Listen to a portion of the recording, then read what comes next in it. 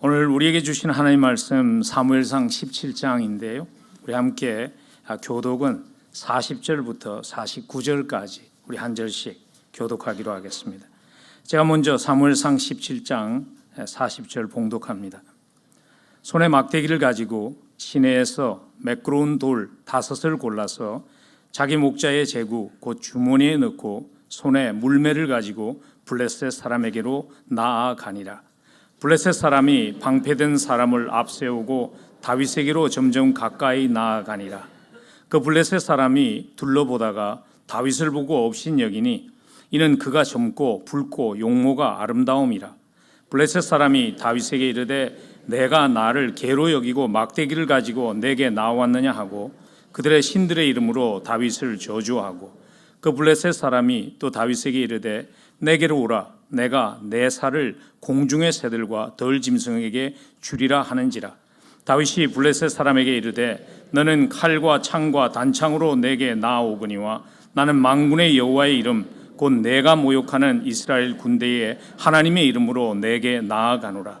오늘 여호와께서 너를 내 손에 넘기시리니 내가 너를 쳐서 내 목을 베고 블레셋 군대의 시체를 오늘 공중의 새와 땅의 덜 짐승에게 주어 온 땅으로 이스라엘의 하나님이 계신 줄 알게 하겠고 또 여호와의 구원하심이 칼과 창에 있지 아니함을 이 무리에게 알게 하리라. 전쟁은 여호와께 속한 것인즉 그가 너희를 우리 손에 넘기시리라. 블레셋 사람이 일어나 다윗에게로 마주 가까이 올 때에 다윗이 블레셋 사람을 향하여 빨리 달리며 손을 주머니에 넣어 돌을 가지고 물매로 던져 블레셋 사람의 이마를 치매 돌이 그의 이마에 박히니 땅에 엎드려지니라. 아멘. 하나님의 말씀입니다. 성경의 많은 스토리들 가운데 교회를 다니지 않는 분들에게도 아마 익숙한 스토리가 오늘 우리가 함께 나누는 다윗과 골리앗의 싸움의 얘기가 아닌가 하는 생각이 듭니다. 제가 2주 선교를 다녀와서 저희 손자를 만났는데 오늘 제가 골리앗과 다윗의 스토리를 설교한다는 것 때문에 자기가 아는 스토리를 하는 것이기 때문에 굉장히 익사이트하는 모습을 보았습니다. 여러분, 근데 우리가 익숙한 하나님의 말씀을 접할 때 자칫 잘못하면 빠지기 쉬운 함정이 뭐냐면요, 익숙하다 보니까 그 말씀 속에 담긴 굉장히 중요한 메시지를 놓치기가 쉽다는 것입니다. 하나님께서 다윗과 골리앗의 스토리를 성경 속에 기록하신 것은요, 단지 과거에 일어났던 흥미진진한 얘기를 우리에게 전해주시기 위한 그 이상의 목적이 있습니다. 로마서 15장 4절에서 이렇게 하나님의 의도를 설명합니다.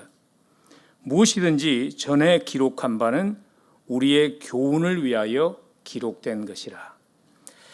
우리의 삶에 찾아오는 골리앗과의 싸움을 승리하게 하기 위해서 기록하신 목적이 있다는 것입니다. 우리의 삶에 여전히 골리앗과의 싸움이 있습니다. 믿음으로 살아갈 때 우리로 하여금 믿음으로 살지 못하도록 방해하는 골리앗과의 싸움이 오늘도 여전히 있습니다. 우리에게 골리앗과의 싸움이 있습니다. 하나님이 주신 그 꿈을 포기한 채 살아가도록 위협하는 골리앗과의 싸움이 우리에게 있습니다. 그래서 하나님께서 골리앗과 다윗의 스토리를 기록하신 겁니다. 그뿐 아니라 오늘 골리앗을 이겨야 하는 우리의 인생이 그 주신 꿈을 이루지 못한 불발탄의 인생이 되지 않기 위해서 우리에게 골리앗을 이긴 스토리가 필요하지만 그 이상으로 오늘 이 스토리가 우리에게 주는 중요한 메시지가 또 하나 있습니다. 그것이 오늘 본문 46절 하반부에 보면 이렇게 기록하고 있습니다. 온 땅으로 이스라엘에 하나님이 계신 줄 알게 하기 위한 것이라는 것이죠. 그 말은 다른 말로 하면 골리앗과의 싸움에 지게 되면 하나님이 세상에 웃음거리가 되기 때문이라는 것입니다. 골리앗과의 싸움에 우리가 지게 되면 하나님이 세상에 조롱거리가 되기 때문에 우리가 이겨야 한다는 것입니다. 그래서 오늘 본문을 잘 보시면요, 사무엘상 17장에는 계속 반복해서 나오는 단어가 하나 있습니다. 그 단어가 뭐냐면 모욕이라는 단어입니다. 블레셋 사람이 이르되 10절에 보면 내가 오늘 이스라엘 군대를 모욕하였으니 사람을 보내어 나와 더불어 싸우게 하랴. 오늘 25절에 보면요, 이스라엘 사람들이 이르되 너희들이 올라온 사람을 보았느냐? 참으로 이스라엘을 모욕하러 왔노라. 26절에도 보면 블레셋 사람이 하나님의 군대를 누구이기에 모욕하였느냐? 36절에도 보면 또 모욕이라는 단어가 등장하고요, 45절에 보면 다윗이 블레셋 사람에게 이르되 너는 칼과 창과 단창으로 내게 나아오거니와 나는 만군의 여호와의 이름 곧 내가 모욕하는 이스라엘 군대의 이름으로 내게 나아간다고 말합니다.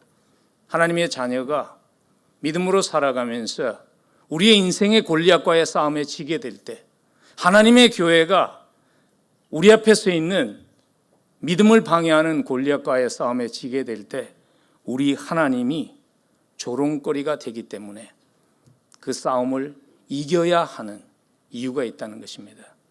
다윗이 하나님의 마음에 합한 사람이 되기 위해서, 그래서 오늘 블레셋과의 싸움이 필요했던 것이죠. 왜냐하면 하나님의 마음에 합한 사람은요, 하나님의 영광을 위한 열정이 있기 때문입니다.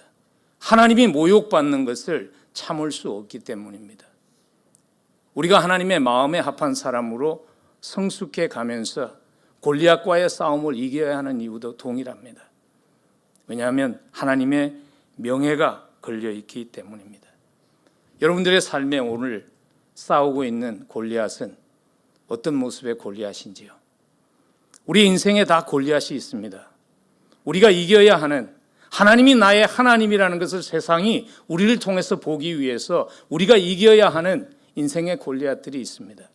그 모습은 다 다를 수 있습니다. 그러나 그 골리앗을 이기는 방법은 동일하다는 것입니다. 다윗이 이겼던 방법이나 우리가 이겨야 하는 방법이 동일하다는 것입니다. 우리를 위협하는 골리앗과 이기려면요, 오늘 하나님 말씀 우리에게 이렇게 말씀하십니다. 제일 먼저 우리 삶 속에 적용되어야 할 원리는 우리에게 다가온 골리앗을 바라보는 우리의 관점이 변해야 한다는 것입니다. 상황을 바라보는 우리의 안목이 변해야 한다는 것이죠. 오늘 본문에서 사울 왕과 이스라엘 군사들이 골리앗 앞에서 벌벌 떨 수밖에 없었던 이유가 무엇이냐면 그들은 그들 앞에 서 있는 골리앗을 세상적인 관점에서 보았습니다. 인간적인 관점에서 골리앗을 보았기 때문이죠. 그래서 오늘 4절과 7절에 보면요, 골리앗을 묘사하고 있는 그 모든 묘사가 세상적인 관점으로 골리앗을 묘사하고 있는 것을 볼 수 있습니다. 그 사람의 키가 6규빗 한 뼘이요, 요즘 우리가 쓰는 그 메저먼트로 바꾸면은 거의 한 287cm가 되는 구척이 넘는, 9피트가 넘는 그러한 거인이었다는 것이죠. 그가 갑옷을 입고 있었는데 오늘 보니까 갑옷의 무게가 놋 5,000세겔이라 한 57kg, 125파운드 정도 되는 갑옷을 입었으니까요, 쌀 2가마 이상을 메고 있는 그러한 강한 거인이었다는 것이죠. 인간적인 관점을 보면 골리앗이라는 사람을 어떻게 평가하고 있는가 하면 그 사람의 용모와 신장으로, 크기로 평가하고 있잖아요. 근데 성경은 이미 우리에게 경고를 했습니다.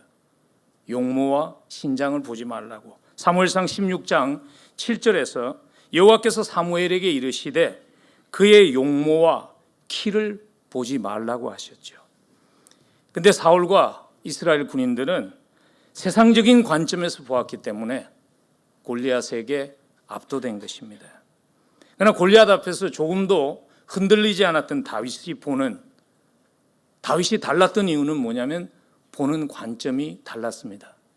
다윗의 관점은 하나님의 관점이었습니다. 그래서 오늘 성경은 이렇게 기록합니다. 다윗은 그의 용모와 신장을 보지 않았습니다. 하나님의 관점으로 보았을 때 다윗은 무엇을 보았는가 하면요, 다윗은 하나님이 함께 하지 않는 블레셋 사람을 보았습니다. 그래서 성경을 보시면요, 골리앗이라는 이름을 언급하지 않습니다. 계속 나오는 표현이 뭐냐면 36절을 보면 이 할례 받지 않은 블레셋 사람. 다윗이 싸운 상대는 구척의 거인의 골리앗이 아니라 하나님이 함께 하지 않는 할례 받지 못한 블레셋의 불과하다는 것이죠. 그래서 41절에 보면 블레셋 사람이 다윗에게 점점 가까이 나왔다 기록하고 있고요. 43절에 보면 블레셋 사람이 다윗에게 말했다 기록하고 있고요.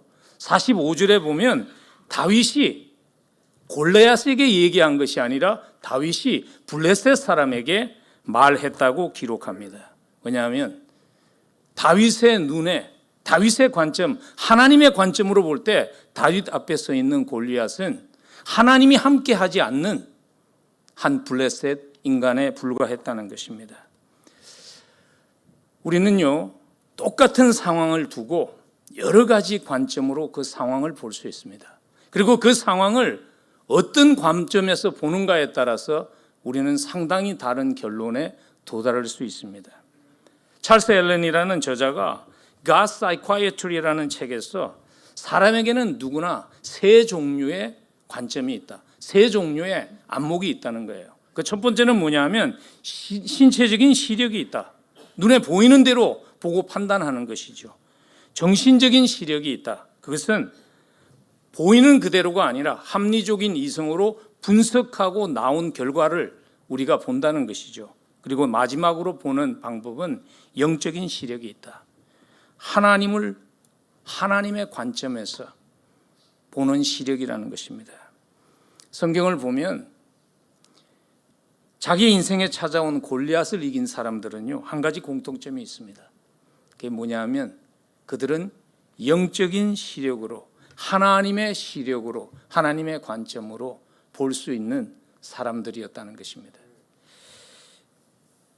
여호수아서를 저희들이 마쳤잖아요. 거기에 보면 불가능해 보이는 시점이라는 골리앗 앞에 섰던 이스라엘의 정탐꾼들 가운데 두려움을 이길 수 있었던 사람들은 보면 영적인 시력으로 볼 수 있었던 두 사람이죠. 갈렙과 여호수아. 민수기 14장 9절에 보면 이렇게 기록합니다. 다만 여호와를 거역하지 말라. 또 그 땅 백성을 두려워하지 말라. 그들은 우리의 먹이라. 그들의 보호자는 그들에게서 떠났고 여호와는 우리와 함께 하시느니라. 그들을 두려워하지 말라. 여호와께서 우리와 함께 하시느니라. 그게 차이점이라는 것이죠. 인생을 살면서 우리에게 찾아오는 또 다른 골리앗이 있죠. 그게 뭐냐면 복수심이라는 골리앗입니다. 그 골리앗과 싸웠던 한 사람이 요셉이라는 사람이었죠. 평생을 피해자로 살았잖아요. 그리고 복수할 수 있는 절호의 찬스에서 그 복수심이라는 골리앗을 이길 수 있었던 비결도 뭐냐면 하나님의 관점에서 보았다는 것이죠. 그래서 창세기 50장 20절 이하에 보면 요셉이 이러한 고백을 합니다. 당신들은 나를 헤아려 하였으나 하나님은 그것을 선으로 바꾸사 오늘과 같이 많은 백성의 생명을 구원하게 하시려 하셨나니 당신들은 두려워하지 마소서. 내가 당신들과 당신의 자녀를 기르리이다. 하나님의 관점으로 보았습니다. 핍박과 고난이라는 골리앗을 이겼던 사도 바울도 동일한 고백을 하지요. 로마서 8장 31절에서 그런즉 이 일에 대하여 우리가 무슨 말 하리요? 만일 하나님이 우리를 위하시면 누가 우리를 대적하리요? 상황을 바라보는 관점이 하나님의 관점으로 변해야지 우리는 우리의 인생에 찾아와서 우리를 위협하는 인생의 골리앗을 이길 수 있습니다. 그렇다면 어떻게 하나님의 관점으로 보며 살아갈 수 있을까요? 그 방법은요, 평범한 일상 속에서, 평범한 현실 속에서 하나님의 함께 하심을 경험할 수 있어야 합니다. 오늘 다시 골리앗을 하나님의 안목으로 보면서 이길 수 있었던 비결을 37절에서 이렇게 설명합니다. 37절 한번 보십시오. 또 다윗이 이르되 여호와께서 나를 사자의 발톱과 곰의 발톱에서 건져내셨은즉 나를 이 블레셋 사람의 손에서도 건져내시리이다. 다윗이 지금 골리앗 앞에 서서 하나님의 안목으로 볼 수 있었던 그 이유는 무엇인가 하면 그의 일상의 삶에서 주어진 일이었죠. 양을 돌보는 그 일의 현장 속에서 그는 함께 하시는 하나님을 경험하는 훈련을 했습니다. 그 삶의 현장 속에서 다윗은 하나님의 크고 놀라우심을 경험하는 그 훈련을 했다는 것이죠. 다윗이 오늘 이렇게 고백하지 않았습니다. 나는 하나님의 성소에 나가서 기도함으로써 그렇게 얘기하지 않았습니다. 물론 기도했죠. 그러나 다윗의 삶의 현장 속에서, 현실 속에서 그는 하나님을 경험하는, 하나님이 함께 하심을 살아내는 훈련을 한 것입니다. 그래서 그의 귀에는요, 함께 하시는 하나님의 소리가 너무 강했기 때문에 전쟁을 통해 외치는 골리앗의 소리가 그의 귀에 들리지 않았던 것입니다. 여러분, 우리가 하나님 함께 하심을 믿지 않는 분들은 없죠. 하나님 함께 하심을 아는 것과 하나님 함께 하시는 것을 사는 것은 다른 것입니다. 사는 것은 훈련이 없으면 사라지지 않습니다. 그래서 유진 피터슨 교수는 그분이 다윗에 대한 책을 쓰면서 제목을 이렇게 붙였어요. 현실에 뿌리 박은 영성이라고 하는 책을 쓰면서 그가 이런 얘기를 합니다. 이스라엘은 영광스러운 역사를 가졌다.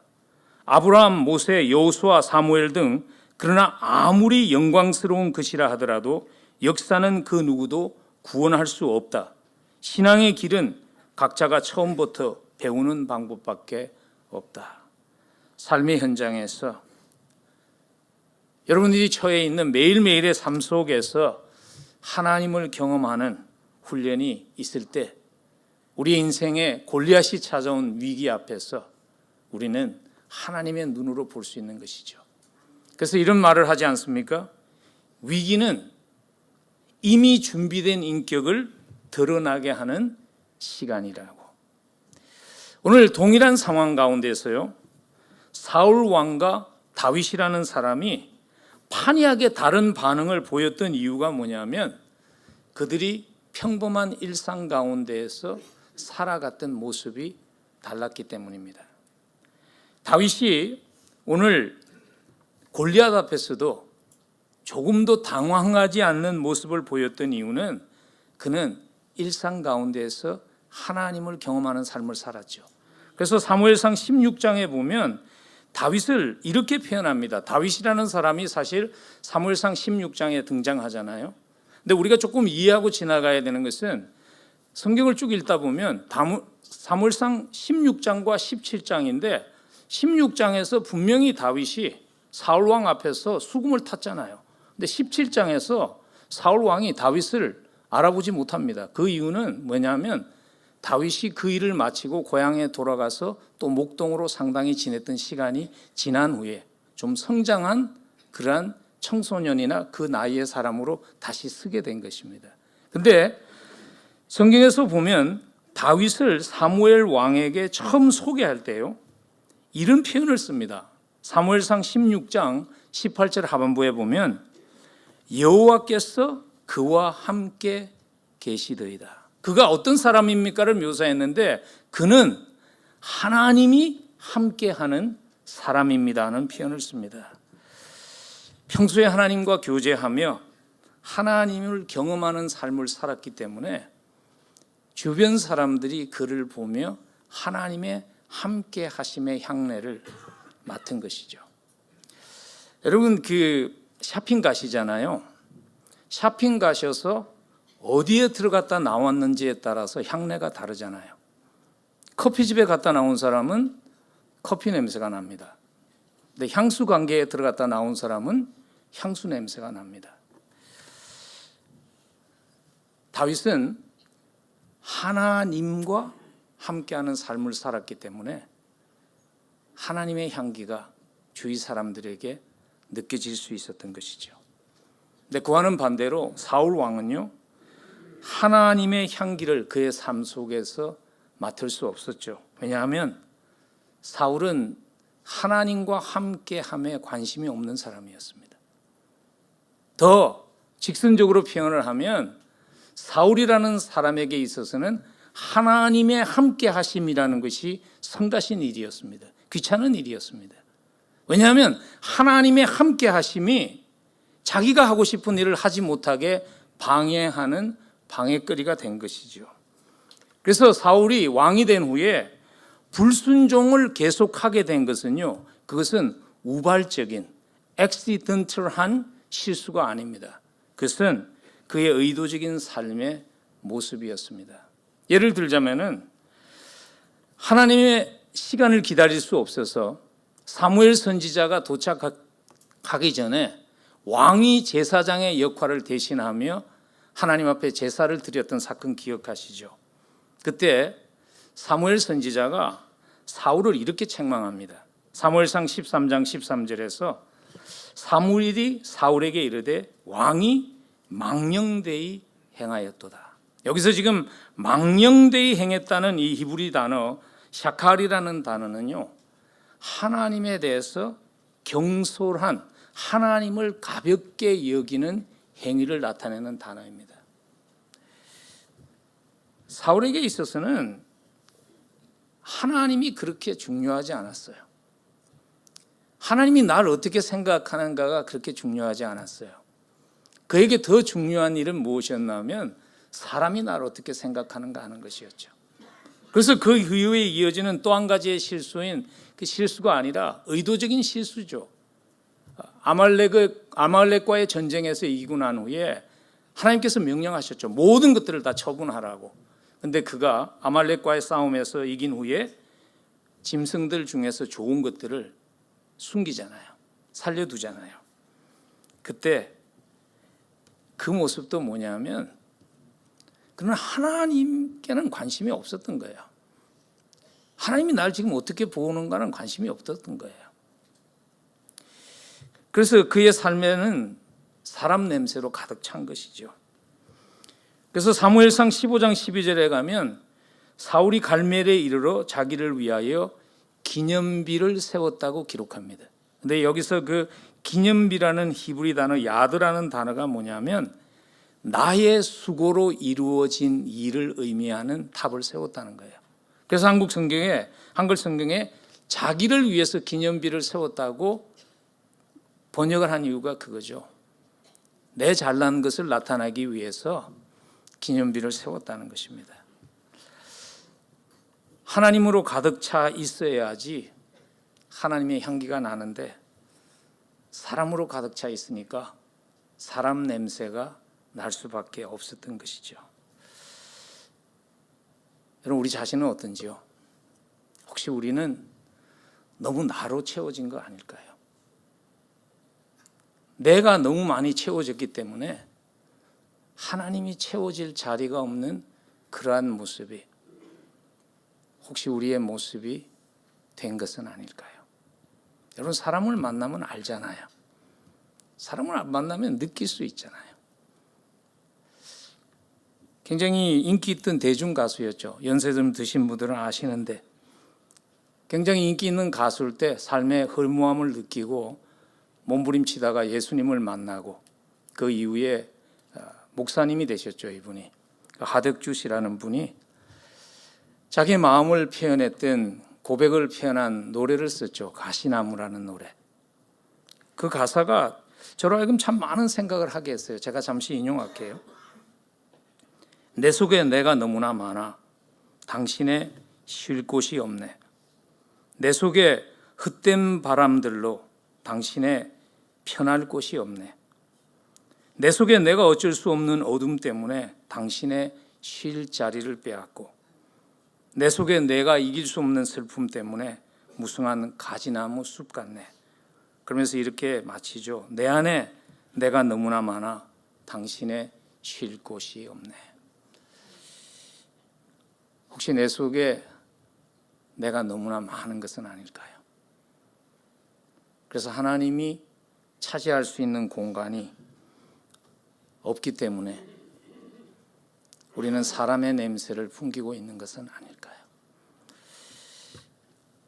나는 지금 어떤 냄새를 풍기며 살고 있는가 하는 질문을 종종 하며 살면 좋겠습니다.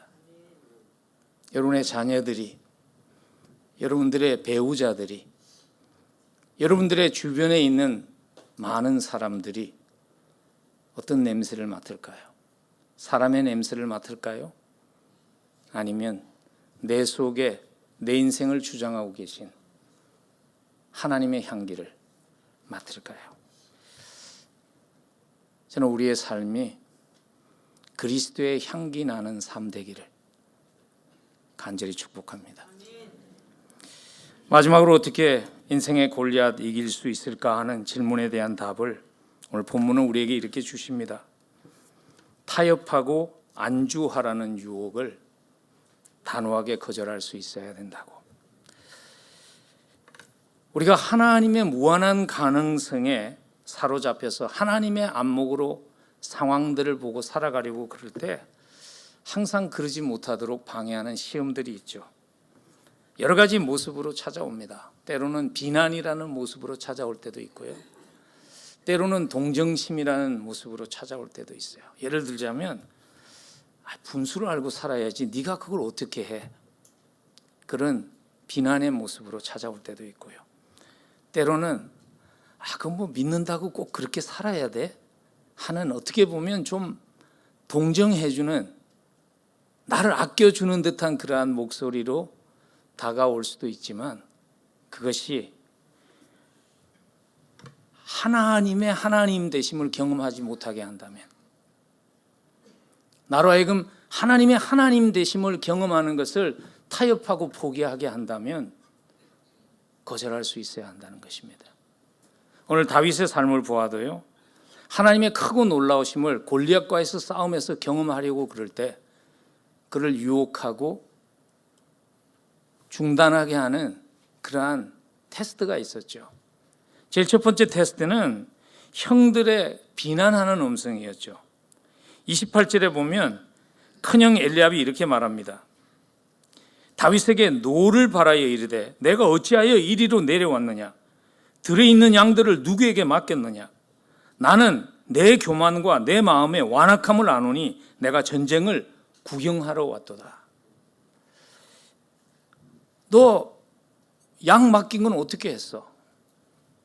그리고 이렇게 얘기하는 겁니다. 네가 양을 치면서 사나움 짐승 몇 마리 쫓은 것이 네가 그 정도로 가지고 전쟁에 이길 수 있을 것 같아? 너는 군인이 아니야. 목자야. 분수를 알아야지. 지금 형들이 그렇게 얘기하는 것이죠. 또 하나의 시험이 다윗에게 찾아와요. 하나님을 아무런 능력도 없는 작은 신으로 전략하게 만들도록 찾아온 두 번째 시험은 사울 왕을 통해서 찾아옵니다. 근데 사울 왕은요, 비난의 음성과는 달리 마치 걱정해주는 아버지의 음성과 같이 다가오죠. 33절에 보면 사울이 다윗에게 이르되 내가 가서 저 블레셋 사람과 싸울 수 없어. 너는 소년이고 그는 어려서부터 잔뼈가 굵은 군인이야. 그러면서 그렇게 하지 않아도 돼. 비난의 음성보다는 때로는 아껴주는 듯한 그러한 음성이 거절하기 더 힘들죠.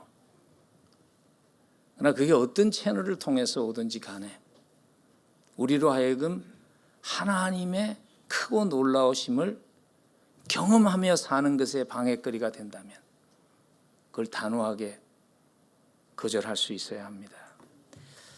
여러분, 의미 있는 발자취를 남긴 사람들의 삶을 보면 한 가지 공통점이 뭐냐면요, 이 유혹과의 싸움을 이겼다는 것입니다.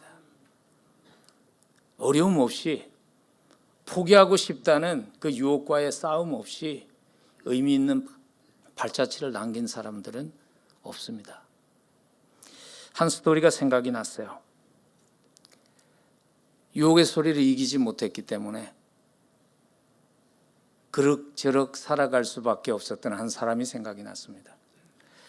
그의 이름은 한스 바블링글이라는 사람이에요. 많은 분들이 라이트 브라더즈라고 부르죠. 라이트 형제가 처음으로 비행기를 만들어서 날았다고 19세기에 날았다는 걸 아시죠? 틀린 얘기는 아닙니다. 왜냐하면 모터가 달려있는 비행기로서는 그게 최초의 비행기였습니다. 그러나 그전에도 중력을 이기고 창공을 난 사람들이 있었어요.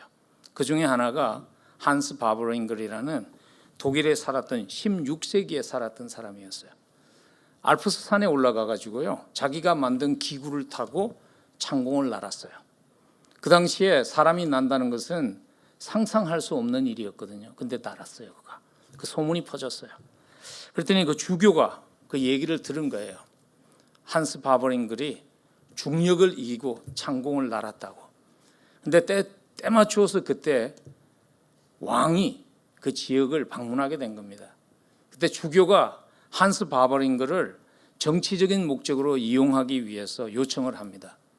왕이 알프스산까지는 갈 수 없으니까 요 가까이에 있는 다누브 강가에서 네가 한번 날면 어떻겠느냐. 근데 문제는 뭐냐면요, 다누브 강가의 언덕은 충분히 높지 않았다는 것입니다. 그리고 그곳에는 날 수 있는 바람이 없었다는 것입니다. 결과적으로 한스 바버링글이 무참하게 실패합니다. 실패하고 나서 주교가 많은 사람들 앞에서 선포합니다. 인간은 날 수 없게 만들어졌다고. 근데 불행하게 한스 바버링글이 그 말을 믿었고 그 이후로 그는 날 수 없었다는 것입니다. 여러분, 하나님이 함께해도 어쩔 수 없어 하는 소리에 귀를 막을 수 있어야 합니다. 아무리 문제가 크고 아무리 강력하게 보이는 인생의 골리앗이라도요, 하나님 앞에서는 티끌에 지나지 않습니다. 이사야 선지자는 그것을 기억하고 살라고 우리에게 이렇게 말씀하십니다. 우리 한번 함께 봉독하면 좋겠습니다. 이사야 40장 17절입니다. 함께 읽습니다. 그의 앞에는 모든 열방이 아무것도 아니라 그는 그들을 없는 것 같이 빈 것 같이 여기시느니라. 하나님 앞에서는 조그만 티끌에 지나지 않습니다. 하나님이 함께해도 어쩔 수 없어 하는 그 목소리를 우리가 거절하지 않았다면, 그 목소리에 귀를 막지 않았다면 오늘날 열린문 교회 이 자리에 설 수 없었습니다. 여러분, 교회가 하나님에게는 불가능이 없다는 것을 이론적으로 믿지 않는 교회는 없습니다. 그러나 그 이론대로 사는 사람들은 그렇게 많지 않습니다. 제가 기억합니다. 20여 년 전에 저희가 이 자리에서 예배 드렸습니다. 저희와 함께 오래 있었던 분들 기억하시죠? 이거 사실 굉장히 많이 업그레이드된 모습의 예배입니다. 그때 다 안 된다고 그랬습니다. 근데 하나님은 된다고 그러셨고요. 그것을 믿었던 많은 분들의 흔들리지 않는 하나님의 음성에만 귀를 기울였던 것이 오늘 열린문교회가 여기까지 오게 했습니다. 감사를 드립니다. 앞으로도 우리 주변에는 안 된다는 소리가 너무나 많을 것입니다. 하나님이 함께 해도 안 된다는 소리에 귀를 기울이지 말고 불가능이 없으신 하나님, 함께 하시며 이루기를 원하시는 그 하나님의 음성에 귀를 기울이며 하나님의 나라를 펼쳐나가는 일에 쓰임받는 여러분들이 되시기를 주의 이름으로 간절히 축복합니다. 하나님의 안목으로 하나님을 제한하지 않는 삶 살아야 합니다. 그러기 위해서 꼭 한 가지 기억해야 되는 것은요, 하나님의 일은 하나님의 방법으로 해야 된다는 것입니다. 여러분, 세상의 방법으로 세상을 이길 수 없습니다. 왜냐하면 세상은 우리보다 훨씬 크고 강하기 때문입니다. 오늘 아이러니컬하게도요, 다윗에게 그런 유혹적인 제안이 있죠. 37절에서 38절을 보면 사울이 다윗에게 이런 제안을 합니다. 이에 사울이 자기의 군복을 다윗에게 입히고 노투구를 그의 머리에 씌우고 또 그에게 갑옷을 입혔다. 지금 다윗을 골리앗의 모습과 똑같이 무장시키는 것이죠. 골리앗이 갑옷을 입었으니까 다윗도 갑옷을 입히고 투구를 씌우고. 근데 여러분, 골리앗의 방법으로 골리앗을 이길 수 없습니다. 왜냐하면 골리앗은 훨씬 크고 강하기 때문입니다. 세상적인 방법으로 세상을 이길 수 없습니다. 교회는. 왜냐하면 세상은 훨씬 크고 강하기 때문입니다. 그러나 하나님의 방법으로는 우리가 이길 수 있습니다. 다윗이 오늘 택한 하나님의 방법은 무슨 방법이죠? 오늘 40절에 이렇게 기록했습니다. 손에 막대기를 가지고 시내에서 매끄러운 돌 5을 골라서 자기 목자의 제구 곧 주머니에 넣고 손에 물매를 가지고 블레셋 사람에게로 나아가니라. 오늘 다윗이 택한 하나님의 방법은요, 조약돌을 골랐다는 것이 아닙니다. 유진 피터슨 교수가 오늘 이 본문에 담겨 있는 의미를 굉장히 잘 설명을 했어요. 그분은 이렇게 말합니다. 다윗이 물맷돌을 고르기 위해서 다윗은 무릎을 꿇은 것입니다. 그는 관습적으로 남들과 같은 방법으로 하지 않고 하나님의 방법인 무릎을 꿇음으로 살아가는 모습을 보여준 것입니다. 그렇게 해석을 합니다. 물론 성경에 보면 다윗이 무릎을 꿇었다는 기록은 없습니다. 그러나 45절에 담겨 있는 다윗의 고백을 보면 그 무릎 꿇음이 단순한 돌을 줍기 위한 무릎 꿇음보다는 하나님 앞에 무릎을 꿇은 모습이라고 우리가 해석할 수 있다고 생각합니다. 45절에 보면 다윗이 이런 말을 하죠. 다윗이 블레셋 사람에게 이르되 너는 칼과 창과 단창으로 내게 나아오거니와 나는 만군의 여호와의 이름 곧 내가 모욕하는 이스라엘 군대의 하나님의 이름으로 내게 나아가노라. 다윗이 무릎을 꿇은 것은요, 하나님 앞에 하나님의 방법으로 나아가는 상징적인 모습입니다. 그러나 우리가 여기서 한 가지 또 오해하지 말아야 되는 것은요, 다윗은 아무런 준비 없이 기도만 하지 않았다는 것입니다. 다윗은 이미 물매를 능숙하게 사용할 줄 아는 준비를 다 했습니다. 그런데 그는 알았습니다. 사람의 준비만으로서는 부족하다는 것, 사람의 재능만으로는 부족하다는 것. 그래서 하나님 앞에 자기가 할 수 있는 인간적인 준비를 다 한 후에 하나님 앞에 겸손히 무릎을 꿇은 것이죠. 여러분, 우리도 선택해야 합니다. 하나님의 방법으로 하나님 앞에 무릎 꿇는 기도의 능력으로 살 것인가, 아니면 나의 경험과 나의 지혜로 살 것인가를 선택해야 합니다. 어떤 태도를 선택했는가에 따라서 우리는 사울과 같이 인생에 찾아오는 골리앗 앞에서 벌벌 떨며 살 수도 있고요, 아니면 다윗과 같이 그 앞에서도 조금도 요동됨이 없이 흔들리지 않는 다른 모습으로 살 것인가를 우리는 다른 경험을 할 수 있게 될 것입니다. 혹시 아직도 여전히 골리앗 앞에 깜짝깜짝 놀라며 살고 있는 것은 아닐까요? 왜냐하면 여전히 내가 가진 것, 내가 할 수 있는 것으로 싸우고 있기 때문은 아닐까요? 무릎으로 살면 다른 차원의 삶이 열립니다. 다윗과 같이 우리도 인생의 골리앗 앞에서 벌벌 떨며 사는 것이 아니라 세상의 소란함 가운데서도 전쟁터 속에서도 하나님의 평안을 맛보는 그러한 삶 살 수 있으면 좋겠습니다. 여러분, 우리 잊어버리지 마십시다. 우리에게 필요한 것은 새로운 것이 아닙니다. 우리에게 필요한 것은 뭔가 새로운 방법이 아닙니다. 우리에게 필요한 것은 더 많은 것이 아닙니다. 우리에게 필요한 것은 이미 하나님이 우리에게 주신 그 하나님의 방법으로 사는 것입니다. 주님께서 말씀하셨잖아요. 기도 외에는 이런 유가 나갈 수 없다고. 기도 외에는 인생의 이런 문제가 해결될 수 없다고 하나님께서, 주님께서 말씀하셨지 않습니까? 우리의 기도의 무릎이 회복될 수 있기를 간절히 축복합니다. 우리의 기도의 무릎이 회복될 때 우리에게 이미 주어진 지극히 평범한 것들, 시냇물가의 조약돌과 같은 것들이 하나님의 능력을 나타내는 도구로 우리의 인생의 골리앗을 넘어뜨리는 그러한 하나님의 크고 놀라우심을 경험하는 삶이 될 수 있기를 주의 이름으로 간절히 축복합니다. 말씀 마무리 짓습니다. 여러분, 우리의 삶에 골리앗과의 싸움은 계속됩니다. 계속 우리에게 믿음으로 살지 못하도록 허세를 부리며 찾아오는 골리앗이 계속 우리를 찾아올 것입니다.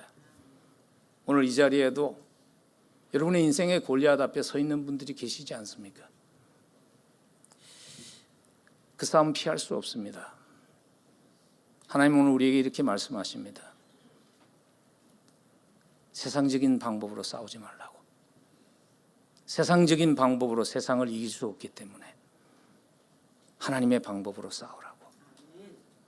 하나님의 눈으로 보며, 영의 눈으로 함께 하시는 하나님을 보며 기도의 무릎으로 승리할 수 있는 우리 모두가 될 수 있기를 주의 이름으로 간절히 축복합니다.